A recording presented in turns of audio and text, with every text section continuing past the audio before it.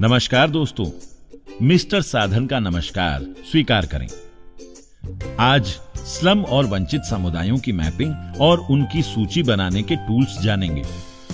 दोस्तों, हमारा शहरी स्लम समुदाय ऐसा है जिसमें हर तरह के लोग हैं। कुछ अमीर हैं, कुछ गरीब हैं, कुछ पढ़े लिखे, कुछ कम पढ़े लिखे भी हैं। महिलाएं, बच्चे सभी हैं।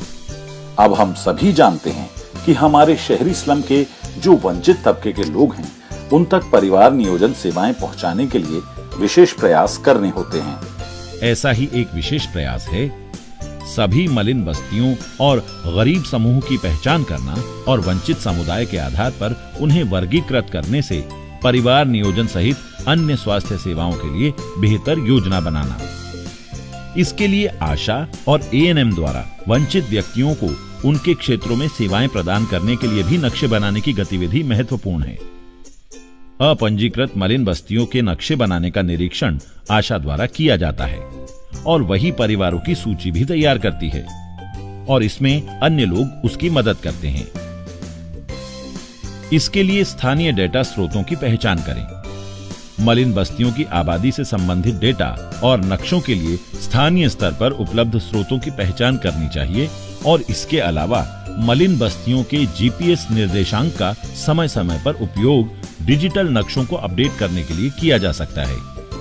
पंजीकृत मलिन बस्तियों, अपंजीकृत मलिन बस्तियों, अस्थायी बस्तियों सहित जिन स्थानों में वंचित समुदाय निवास करता है, उन स्थानों का पता लगाने के लिए सभी उपलब्ध स्रोतों से प्राप्त डेटा की समीक्षा करें। इन डेटा स्रोतों से मलिन बस्तियों, अस्थायी बस्तियों की सूची तैयार करें और नक्शे बनाएं। विभिन्न स्रोतों से मिले डेटा की एक दूसरे से तुलना एवं मिलान भी करें।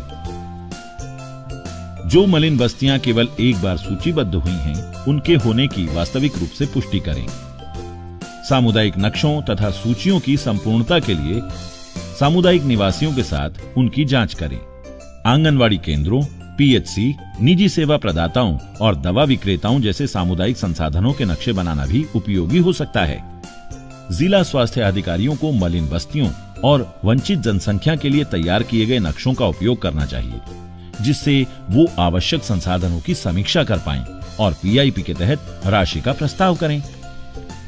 इस डेटा को जिला स्वास्थ्य समिति और अन्य विभागों जैसे आईसीडीएस, मनरेगा, नगर निगमों, डूडा आदि के साथ साझा किया जाना चाहिए। मलिन बस्तियों के नक्शे बनाने और उन्हें सूचीबद्ध करने के लिए भूमिका तथा जिम्मेदारियां। सीएमओ को यह सुनिश्चित करना चाहिए कि ये मानचित्र बने, इसकी समीक्षा हो। इसके अलावा समन्वय समिति की बैठक का आयोजन भी हो और इस मानचित्र एवं सूचनाओं के आधार पर ही समिति के कार्य निर्धारित हों।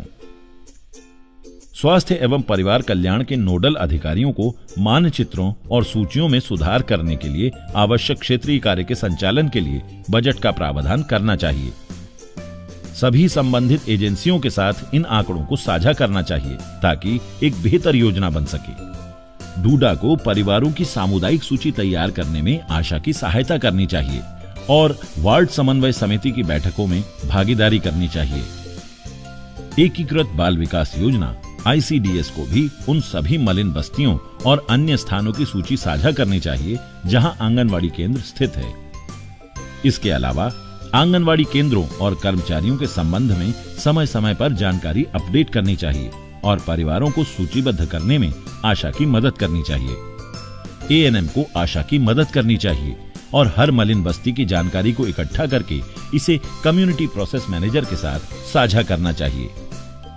महिला आरोग्य समिति को इस मानचित्र और सूची में सबसे अधिक जरूरत वाले परिवारों की पहचान करने और उन्हें सेवा दिलवाने में आशा की मदद करनी चाहिए। इन सभी नक्शों और सूचीबद्ध डाटा को वार्षिक आधार पर अपडेट किया जाना चाहिए। तो दोस्तों, हर शहरी स्लम में वंचित समुदायों तक स्वास्थ्य सेवाएं और परिवार नियोजन सेवाओं और सुविधाओं की पहुंच बनाने में ये नक्शा बनाना बहुत महत्वपूर्ण होता है। और अगर जो बातें मैंने बताई हैं उनका ध्यान रखा जाए तो ये काम आसान भी होगा और प्रभावी भी। तो क्या कहते हैं? नमस्कार।